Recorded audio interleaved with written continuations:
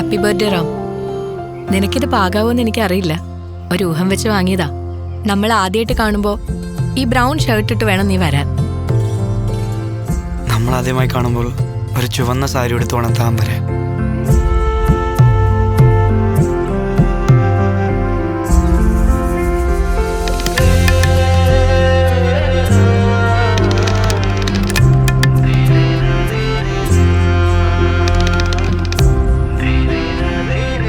എന്താ ഒന്നും മിണ്ടാത്തെ?